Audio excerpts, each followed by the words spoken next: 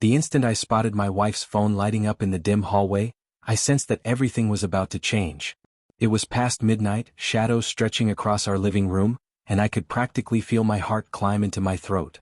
Her phone buzzed again, twice, 3 times in quick succession, and I stood there, torn between dread and morbid curiosity. A single decision separated me from a future I'd never imagined: to pick it up and see what she was hiding, or to step back, maintain my innocence, and keep living under illusions. My pulse throbbed in my ears. With trembling hands, I reached for the phone, not yet knowing the screenshots I was about to discover would unleash a whirlwind of heartbreak, confrontation, and ultimately lead me to serve her divorce papers, no matter how she begged for mercy. Let me rewind a few months to show how I ended up staring at my wife's phone in the middle of the night, drenched in betrayal. People say you can sense when something's off in a marriage, but I'd always dismissed that as paranoia. We'd been together 8 years, married for 5, and I genuinely thought we were doing fine. Sure, we argued sometimes about bills or schedules, but what couple doesn't? Then I noticed small shifts. She started texting incessantly, smiling at messages she never bothered to share. I'd see her tense up whenever I walked into a room, quickly locking her phone as though I were an intruder. My gut twisted with worry, but I told myself not to jump to conclusions. After all, marriage demands trust. Accusing your spouse with no evidence can breed resentment. Still, her mood changed drastically. She'd be sweet and affectionate one day, then coldly distant the next, claiming stress or migraines. Something felt amiss. She also began staying later at work, brushing off my concerns with half-hearted explanations. A last-minute project, a broken printer she had to fix, or some emergency meeting. Each new reason felt thinner. The nights I waited at home, cooking dinner for 2 only to end up eating alone, were nights my suspicion grew. Once, I tried surprising her by driving to her office at 7 in the evening, bringing takeout as a little treat. She wasn't there. Her coworkers said she'd left an hour ago. I recall the drive back, fuming, my mind spinning.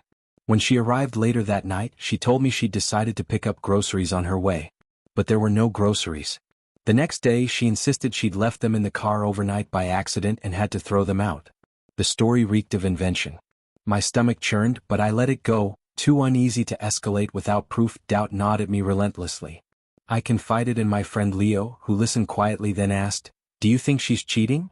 The question made my heart lurch. I forced a laugh, said I had no real evidence. But the fact that I'd confided in him about it at all signaled how deeply my fear ran. Soon after, little signs multiplied. Unexplained charges on our joint account, cryptic phone calls she'd answer behind closed doors. The final push toward my meltdown came when she suddenly announced she was going on a work retreat for a weekend. We'd never heard of this retreat before, and it was at a resort in the next state. She told me not to worry, that it was mandatory. My instincts screamed that she was lying. The weekend of that retreat, I tried texting her, but her replies were intermittent and vague. Busy in a workshop. Tiduel. The notion of a marketing firm holding a workshop at a lakeside resort, with such secrecy, sounded fishy. Sunday night, she returned, seemingly exhilarated, face flushed, eyes bright. When I asked if the retreat was productive, she rattled off generic statements about team building, never offering specifics. It felt more like she was describing a fantasy scenario than real life. The next day, rummaging through her suitcase, I found nothing to confirm a work event. No paperwork, no business cards, just some wrinkled clothes that smelled faintly of cologne not her own. My dread escalated. I needed answers. That's how I ended up staying awake one night on the sofa, mind swirling with suspicions, when her phone buzzed on the hallway table. She had dozed off hours earlier, leaving her phone behind. Usually she guarded it like a hawk. That moment felt like a twisted gift from fate. My head hammered with conflicting urges: be the bigger man and trust her, or see if the truth was as ugly as my nightmares.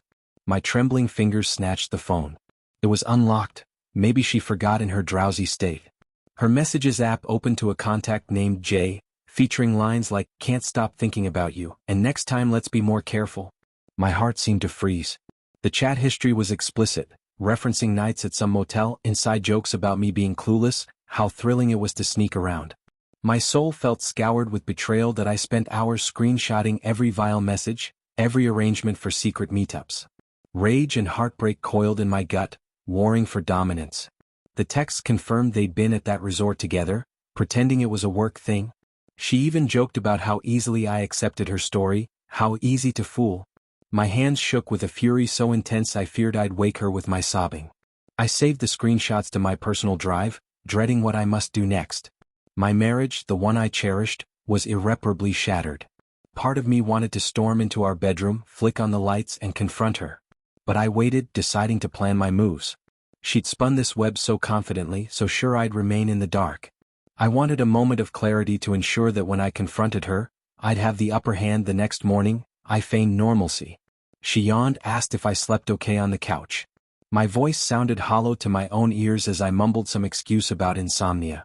She kissed my cheek, heading off to the shower. The hypocrisy of her affection made me want to scream. I spent the day at work barely functioning, images of those texts replaying in my mind.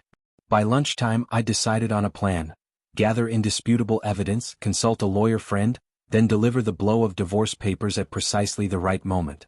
The idea of letting her grovel for forgiveness, only to show her the screenshots, filled me with a grim satisfaction. Maybe a part of me craved to see her undone by the scale of her deception. Maybe I just wanted to ensure no spin or manipulation could overshadow the truth. For 2 weeks, I kept my composure, documenting any new suspicious calls or texts. Each time she left the house for a meeting, I followed her phone's location using a simple tracking app. Indeed, she often ended up at motels on the outskirts of town, presumably with Jay. The heartbreak seared me every time I watched her do it, not realizing I was tracking her. Meanwhile, I visited a divorce attorney, sharing my evidence. He was aghast at the brazen nature of her affair. He advised me to let her hang herself with her lies, then present her the papers once everything was lined up. The day I signed the final draft of those papers, my hands shook. My wife, who once wrote me heartfelt anniversary letters, would see in black and white that I was done. My chest ached, but I reminded myself that her betrayal made a farce of our vows. As I prepared to set the confrontation in motion, she unwittingly set the stage. One evening she came home late again, reeking of perfume and someone else's cologne. I confronted her calmly about where she'd been. She gave me a scornful look, muttering something about last-minute errands. I sighed, meeting her eyes, quietly asking if there was someone else.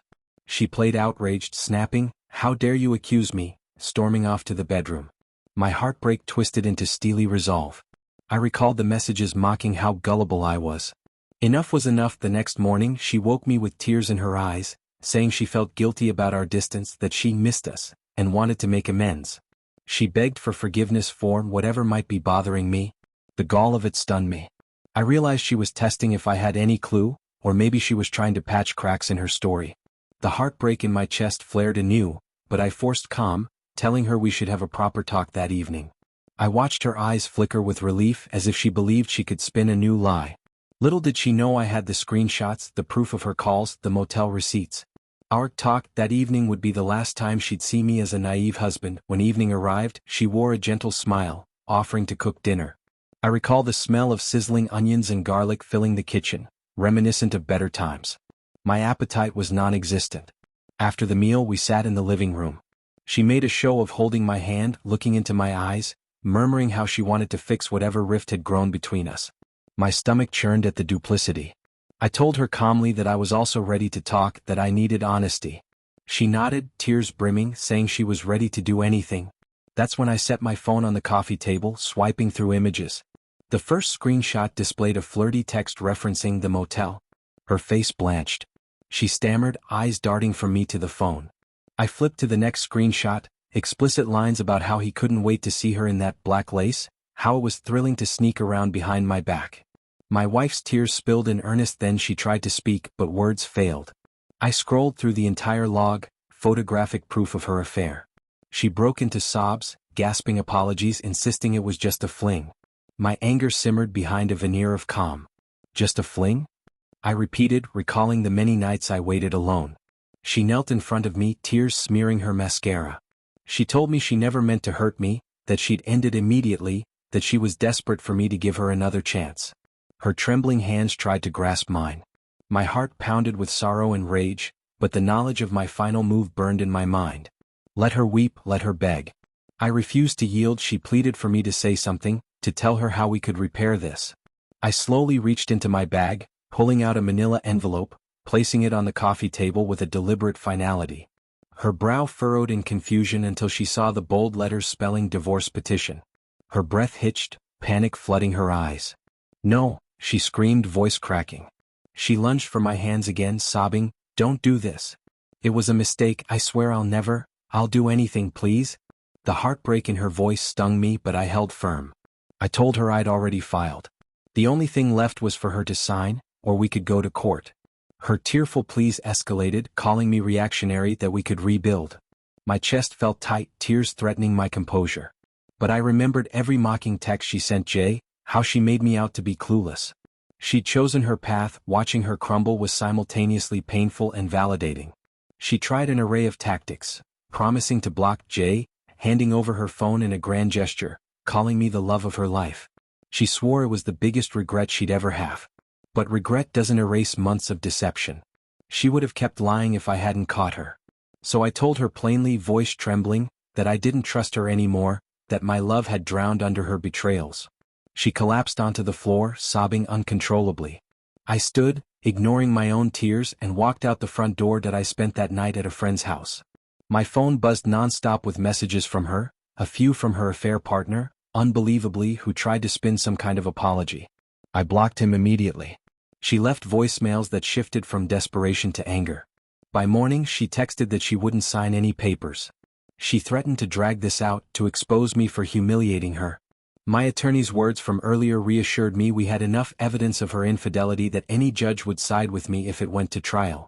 The next few weeks were a swirl of legal steps, tears and tension. She tried to remain in our house, refusing to move.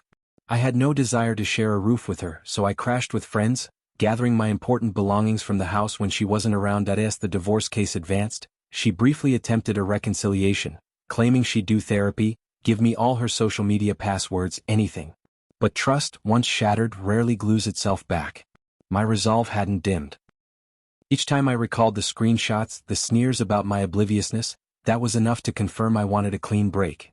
Our families learned of the affair, outraged or disappointed in her. Some relatives urged me to consider forgiveness, but they hadn't read the vile messages. They didn't endure the nights of suspicion. The heartbreak felt too deep. The day she finally signed the divorce papers, we sat across from each other in a dingy conference room. She wept softly, still insisting she wanted me back. I signed my name, a final flourish on the end of our marriage. The heartbreak roiled in my chest, but I stood by my decision. She'd had her chance to own up and fix things before it spiraled. She chose lies. I chose myself. Respect. In the aftermath, I moved into a small apartment, starting fresh. Friends helped me haul boxes, each labeled with reminders of a life I once believed stable. I kept Pepper, our dog, who licked my face each time I felt low, like an anchor of normalcy. My days at first were a haze of sorrow, anger, and exhaustion. But gradually the weight lifted. I realized how oppressive it was living in suspicion, how heartbreak can transform you. Freed from her deceit, I found myself rediscovering independence, forging a new routine that no longer revolved around anxious waiting. One night, months later, she texted me a final plea, claiming she was truly done with JH and hoped for at least a conversation. My chest clenched reading it. Yet I recognized that it was too late. The illusions had crumbled, replaced by the raw truth that once trust is broken so thoroughly, it rarely mends. I never replied.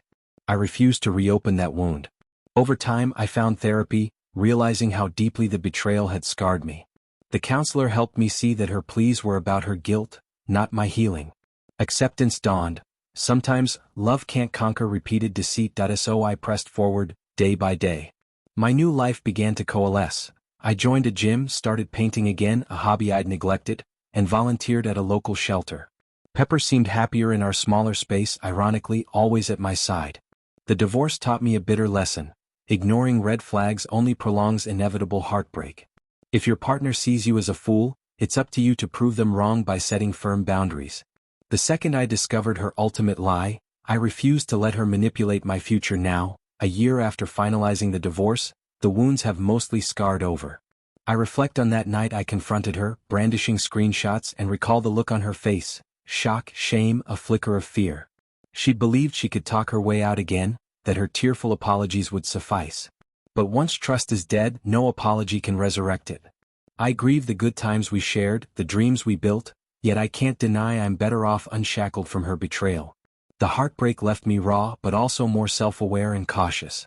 I refuse to let her mistakes define my future capacity for love, but I'll never be so quick to ignore suspicious signs again. In quieter moments, I consider how a single text revealed everything, flipping my world upside down. The heartbreak was a crucible, forging a stronger version of me who demands honesty. My ex-wife might live with regret, or maybe she's found new illusions to spin elsewhere. I can't say. I only know that I took the screenshots, confronted her with undeniable proof, and ensured I walked away without letting her rewrite the narrative. That's enough closure for me. Though my heart still aches at times, the ache reminds me I survived. I endured the darkest betrayal and found the strength to stand up for myself. People sometimes ask if I regret making the confrontation so direct. Perhaps it was dramatic, but I believe it was essential. She needed to see that her tears wouldn't sway me after I uncovered months of deception. She needed to face the consequences. If there's a shred of silver lining, it's that I reclaimed my life, found new resilience, and discovered a sense of worth that no apology can erode. In the end, I gave her every chance to be honest, and she spat on that. The day I served her divorce papers, I set myself free from the prison of her lies. So here I stand, on the other side of heartbreak, forging a path that's entirely mine. The screenshots remain tucked away in a folder on my computer, proof if I ever doubt my memory that I made the right choice. My future is wide open, unburdened by illusions. She can beg for forgiveness all she wants, but once trust is shattered beyond repair, forgiveness doesn't always mean reconciliation. For me, it meant letting go of her and building a life anchored in truth. And that's exactly what I'm determined to do, one day and one heartbeat at a time.